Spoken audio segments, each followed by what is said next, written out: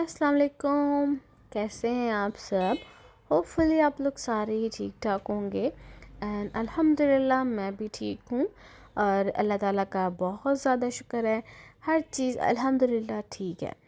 सो यहाँ पर जो है रात का खाना बन रहा है, डिनर तैयार हो रहा है और इसको बना रही है आंटी और ये बन रही है शाही दाल।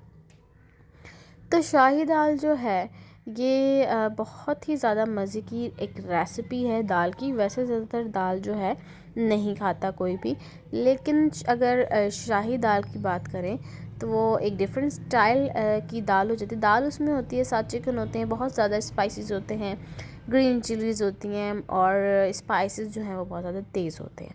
तो ये जो है खा ली जाती है। और जहाँ तक इसकी रेसिपी की बात है तो इसकी रेसिपी बहुत ज़्यादा इजी होती है। वही हमने जो है अदरक लहसुन और प्याज जो है भून लेने हैं अच्छे से तेल के अंदर।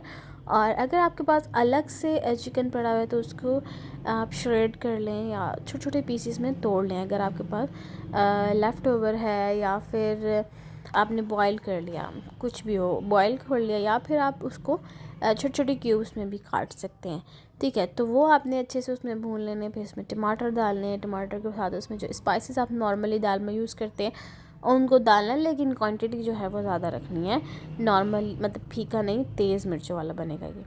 और उसके साथ साथ आपने दाल के अंदर कटी हुई हरी मिर्ची भी डालनी है और फिर उसके बाद दाल को अच्छी तरीके से गलाना है। ज़रा सा भी उसमें कसर नहीं रहनी चाहिए, बिकॉज़ फिर मज़ा नहीं आता। तो दाल को अच्छी तरीके से गला के उसके अंदर डालनी है। आधी दाल आप ऐसे ही डाल दें, आधी दाल जो है आप पीस के डाल लें, मतलब उसको मैश करके उसके अंदर डाल दें और फिर उसको अच्छी तरीके से पकाएं। पानी आपने नहीं रखना उसके अंदर और उसको 5-10 मिनट के लिए पकने दें और फिर उसके बाद जो है उसके ऊपर आप धनिया डाल दें तो आपकी जो दाल है बहुत यम्मी सी बनेगी। तो यहाँ पर दाल जो है बन गई है और इसके अंदर पानी इसलिए डाला है ताकि ये और ज़्यादा अच्छे से गल जाए। तो ये मेरी साइड टेबल है जो आजकल भरी हुई है दवाइयों से। हैदर की मैंने आप लोगों को लास्ट वीडियो में बताया था कि तबीयत नहीं ठीक, तो उसका ख्याल रखते रखते जो है आई मीन 24/7 मुझे उसके लिए एक्टिव रहना होता है और अवेलेबल रहना होता है। तो इसीलिए ना मुझे रेस्ट का टाइम नहीं मिलता, रात में भी मतलब वो जगाता है, तो फिर मुझे सिर्फ रात में ही टाइम मिलता है रेस्ट करने का। तो एज़ अ हाउसवाइफ आप लोगों को पता होगा कि हम लोग जो है रेस्ट नहीं कर पाते सिवाय रात की, या फिर सम टाइम ऐसा होता है कि दोपहर में सो गए, बट जब आपका छोटा बेबी हो तो फिर आप दोपहर में भी नहीं सो सकते। और लास्ट वीडियो में मैंने आप लोगों को बताया था कि हैदर के जो काफ़ी कपड़े हैं छोटे हो गए हैं, उनको निकाल के मुझे अलग रखना है, लेकिन मुझे टाइम नहीं मिल रहा। तो आज मैंने कहा कि मैं ये काम भी कर लेती हूँ। तो हैदर के जो दोनों ड्रॉर्स थे ये दोनों मैंने रखे हुए हैं क्योंकि ये काफ़ी ज़्यादा बड़े हैं। और जो कैबिनेट वगैरह में अगर हम चीज़ें रखते हैं ना बच्चों की, जैसे हम लोग के कैबिनेट्स होते हैं, तो उनमें जो है नहीं अच्छे से मुझे लगते कपड़े। बच्चों के छोटे छोटे कपड़े होते हैं और वो बड़े बड़े बॉक्सेस होते हैं, तो उसमें मुझे रखना सही नहीं लगते, ना मुझे टाइम पर कुछ मिलता है। तो फिर मैंने जो है सबसे पहले जो हैदर जब पैदा हुआ था तो फिर मैंने अपनी ड्रेसिंग की जो ड्रॉर थी वहाँ उसके कपड़े रखे हुए थे, बिकॉज़ वो छोटे छोटे कपड़े थे वहीं आ जाते थे और बाकी जो है उसके बैग में थे। तो जैसे जैसे वो बड़ा हो रहा है उसकी कपड़ों की जो क्वांटिटी है वो ज़्यादा होती जा रही है। तो फिर उसके लिए मैंने ये ड्रॉर चूज़ की। कि मेरी अलमारी के 2 ड्रॉर्स हैं जो काफ़ी बड़े हैं। तो 2 जो ड्रॉर्स हैं उसमें हैदर के कपड़े, जूते वगैरह और सारी एसेसरीज़ वगैरह उसी में रखी हुई हैं। और जो इससे बड़ा है ऊपर, आई मीन इसके जितना ही है, मतलब वो भी बड़ा ही है, तो वो एक थर्ड ड्रॉर है।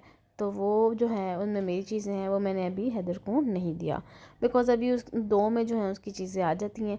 एंड अच्छा, इनका ये क्या फ़ायदा होता है कि ये खुल जाते हैं, ऐसे बाहर आ जाते हैं। और सम टाइम ऐसा होता है कैबिनेट में लाइट की ज़रूरत होती है हमें, तब जाके चीज़ें मिलती हैं, तो ये पूरे खुल के बाहर आ जाते हैं। तो एंड तक जितनी चीज़ें रखी होती हैं, छोटी से छोटी और बड़ी से बड़ी, वो आराम से दिख जाती हैं। अच्छा, जब मैं इस नीचे वाले ड्रॉर को साफ़ कर रही थी तो सबसे पहले आपने देखा होगा कि इतनी सारी जो हैं हैदर की सर्दियों की रैप शीट निकली थी। गर्मियों की इसकी थी काफ़ी ज़्यादा, वो मैं पहले ही जो है अंदर रख चुकी हूँ, उसको संभाल दिया है मैंने। और बाकी ये जो सर्दियों की हैं ये भी इसको अब छोटी हो गई हैं, बिकॉज़ अब ये बड़ा हो गया और शीट में रैप मतलब रैप वगैरह ये नहीं करवाता अब।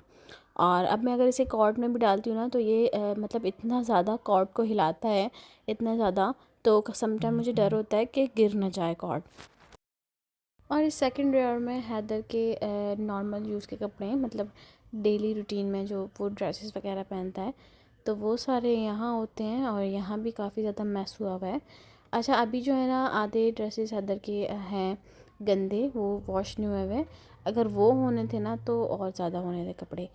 तो यहाँ पर ना मैं इनके जो कपड़े रखे हुए हैं उनमें जो है ना छोटे कपड़े, मतलब छोटे ही इसमें रखे हुए हैं। जो बड़े हैं वो तो मैं यूज़ करती रहती हूँ, तो वो थोड़े से गंदे हैं। और तो जितने छोटे हैं वो यहाँ से क्लियर हो जाएंगे, तो फिर जो बाकी वॉश होंगे नेक्स्ट टाइम तो वो यहाँ पर आसानी से आ जाएंगे। और नैपकिन्स का पैकेट जो है आप लोगों ने देखा होगा, यहाँ पर भी रखा हुआ है।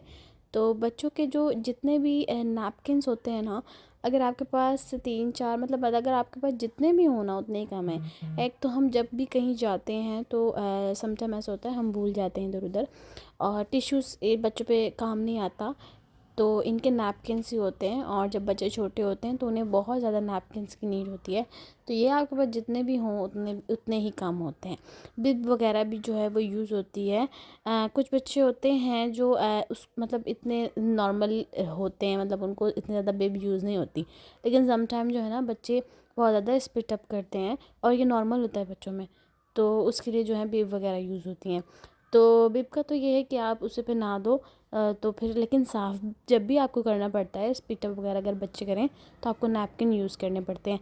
तो मैं यही कह रही थी कि नैपकिन जितने भी आप लोगों के पास हों एज़ ए न्यू मॉम, तो उतने ही कम है। इस ड्रॉअर में ना मैं हर चीज़ अपने माइंड से अरेंज करके रखती हूँ, ताकि मुझे नेक्स्ट टाइम जब यहाँ से चीज़ निकालनी हो तो आसानी से मिल जाए। तो जो कॉटन के ड्रेसेस हैं 2 मैंने सिलवाए थे हैदर के कराची से, वो मैं अलग रखती हूँ। सर्दियों के कपड़े मैं अलग रखती हूँ, और मतलब जो काफ़ी ज़्यादा वूल के ड्रेसेस होते हैं, मोटे होते हैं, वो मैं अलग रखती हूँ। और जो नॉर्मल ट्राउज़र शर्ट्स होती हैं वो मैं अलग रखती हूँ। और बच्चों की जो रोम्पर वगैरह होते हैं वो मैं अलग रखती हूँ। तो इस तरीके से ना सारे कपड़ों को मैं अरेंज करके रखती हूँ। और जो इनर होते हैं बच्चों के वो मैं अलग साइड पे रखती हूँ, सॉक्स अलग साइड पे रखती हूँ। और वैसे तो बिब्स और जो नैपकिन्स उनका मैंने अलग ड्रॉर रखा हुआ है, बिकॉज़ वो इतने सारे हैं कि वो इसमें नहीं आते, तो वो मैंने अलग रखा हुआ है। ये पैक इसलिए यहाँ ऐसा रखा हुआ है बिकॉज़ ये एक्स्ट्रा है, वो अगर उसमें कुछ कमी हुई या फिर मुझे इसकी नीड हुई तो फिर मैं इसको खोल लूँगी। तो यहाँ पर जो है ना मैं सारी चीज़ें अरेंज करके रखती हूँ। और हैदर की जो वाइप्स, डाइपर्स और जो मिल्क बॉक्स होता है, फार्मूला मिल्क, वो सारे भी जो है मैं एक ही दफ़ा ले लेती हूँ। और उसको भी मैंने एक ही जगह पर सारा जो है वो रखा होता है, तो मुझे ज़रूरत नहीं होती बार बार मंगाने की, तो फिर मैं उसे एक ही दफ़ा मंगा लेती हूँ। बिकॉज़ सम टाइम ऐसा होता है कि नहीं कोई ला सकता, हर वक्त हर बंदा अवेलेबल नहीं होता, तो मैं कोशिश करती हूँ कि एक ही दफ़ा इसकी हर चीज़ मंगा लूँ। लेकिन अगर फिर भी कभी मुझे नीड पड़ती है तो ऑफ़ कोर्स फिर मुझे मंगवाना ही पड़ता है। लेकिन कोशिश यही होती है कि हर चीज़ जो है प्रॉपर उसकी घर में मौजूद हो। यहाँ मैं हैदर के लिए पानी गर्म कर रही हूँ, जो कि मैं रोज़ रात को करती हूँ। मैं हैदर का पानी जो है अच्छी तरह, मतलब ठीक से गर्म करके जो है थर्मस में मैं डाल देती हूँ। मतलब मैं नॉर्मल गर्म नहीं करती, प्रॉपर जिसे गर्म कहते हैं वो गर्म करके मैं थर्मस में डाल देती हूँ। बिकॉज़ इस तरीके से जो है मैं रात में करती हूँ, और फिर कल का जो पूरा दिन है ना मेरा वो मतलब इस गर्म पानी में चल जाता है, बार बार मुझे गर्म नहीं करना पड़ता। बिकॉज़ टेम्परेचर जो है आजकल कोल्ड है, ठंडा है, तो इस वजह से जो है पानी थर्मस के अंदर भी पड़ा पड़ा टेम्परेचर उसका मतलब बरकरार नहीं रहता, ठंडा हो जाता है वो। तो मैं ज़्यादा गर्म करके उस थर्मस में डाल देती हूँ। तो यहाँ पर जो है मैं धनिया को जो है रख रही हूँ। इस टाइप के बैग्स आपके पास आते होंगे, KFC वगैरह से भी आते हैं, और मतलब आप लोग जो फास्ट फूड ऑर्डर वगैरह करते हैं तो इस टाइप के बैग्स जो हैं आते हैं।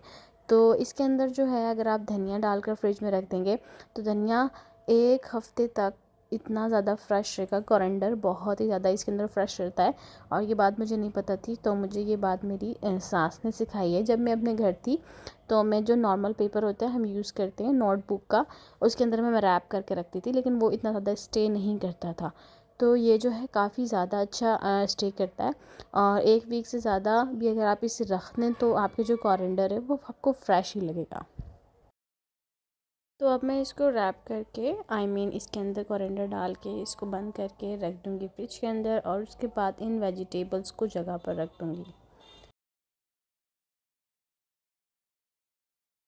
ये जो बैंगन थे ये काफ़ी ही ज़्यादा अपने साइज़ में बड़े थे, तो इसका जब हमने अंदर से काटा तो ये कुछ इस तरीके से था। अंदर से ये ख़राब थे, मतलब जितना इनका साइज़ बड़ा होता है तो ये अंदर से अक्सर ऐसा होता है कि वो बड़े होते हैं और अंदर से जो है ख़राब होते हैं। यहाँ पर गोभी भी मैंने बास्केट में डाल कर रख दी है और आलू भी जो हैं वो भी बास्केट में रख दिए हैं। और साथ जो है कैप्सिकम लेकर आए हैं, तो कैप्सिकम को भी जो है मैं अलग से निकाल के रख दूँगी वॉश करके। और साथ आज मैंने सोचा है कि मैं गोभी बना लूँ, बिकॉज़ गोभी को मैं इतना ज़्यादा नहीं रख सकती। गोभी को ज़्यादा रखते हैं तो वो ख़राब होना शुरू हो जाती है। और ये कैप्सिकम जो है आई तो मेरा दिल करा कि मैं जो है ना आज सूप बना लेती हूँ, बिकॉज़ उसमें वेजिटेबल्स ऐड होते हैं। मतलब नॉर्मल जो सूप होता है घर में चिकन बॉईल करके वगैरह उस तरीके का सूप बनाने का मेरा कब से दिल कर रहा था। तो कैप्सिकम को आज मैंने देखा तो मेरा दिल करा कि मैं आज बना ही लूँ, लेकिन फिर किसी वजह से मैंने नहीं बनाया। लेकिन इंशाल्लाह आने वाले दिनों में मैं ज़रूर बनाऊँगी। और ये स्टोव के जो बैक पर वॉल थी जहाँ पर इतनी ज़्यादा जो है ऑयल वगैरह लगा हुआ था। अच्छा, यहाँ ऑयल किस वजह से आ जाता है, जब हम खाना वाना बनाते हैं ना तो मसाला वगैरह जब भूनते हैं तो चम्मच उसके अंदर जब चलाते हैं ना तो वो जो मतलब जब उड़ता है आप कह सकते हैं, तो वो जो है जाकर उधर लग जाता है, तो फिर वो वहाँ चिपक जाता है, तो उस वॉल को जो है ना साफ़ करना पड़ता है। तो यहाँ पर मैंने गोभी बनाना शुरू कर दिया और गोभी को मैंने सोचा कि मैं खुद ही छील लूँ। और मैं ज़्यादातर जो है वेजिटेबल्स जो है खुद ही कट करती हूँ और ख़ुद ही छीलती हूँ। हर चीज़ जो है खुद बनाना मुझे पसंद है। काफ़ी लोगों को मैंने देखा है कि उन्होंने वेजिटेबल्स काटने वाले घर में रखे होते हैं अलग से, या फिर वो किसी को कहते हैं कि काट के रख दो तो मैं बनाऊँगी। तो मुझे हर चीज़ हाथ के हाथ काट के बनाना अच्छा लगता है। तो गोभी को जो है मैं नॉर्मल साइज़ में कट कर लूँगी। वैसे भी जब गोभी जो है गलती है तो वो बिल्कुल ही जो है नरम हो जाती है, और सम टाइम ऐसा होता है कि सालन में दिखती भी नहीं है, बहुत ज़्यादा नरम हो जाती है। और उसके साथ मुझे प्याज कट करने हैं, बिकॉज़ प्याज मैं तेल के अंदर डालूँगी, मतलब हर मसाले में प्याज तो पहले डलते ही हैं। और साथ थोड़े से टमाटर, और मैंने गोभी के अंदर जो है आलू डालने हैं। पहले मैंने सोचा कि मैं मिक्स सब्ज़ी बना लेती हूँ, अब मिक्स सब्ज़ी की सारी चीज़ें मौजूद थी। फिर मैंने कहा कि नहीं, काफ़ी दिन पहले मैंने जो है वेजिटेबल राइस बनाए थे, 2-3 दिन पहले, तो अब इतनी ज़्यादा वेजिटेबल मिक्स मैं नहीं बनाती, तो मैंने जो है आलू गोभी बना दी। तो मैंने जो है पहले ऑयल डाला और उसके बाद प्याज, अदरक, लहसुन, गोभी और आलू एक साथ डाल दिए। और उसके बाद जो है मैंने टमाटर डाल दिए। टमाटर डालने के बाद जो है ना मैंने इसके अंदर सारे स्पाइसेस डाल दिए, नमक, मिर्च 1-1 चम्मच, और हस्बे ज़रूरत।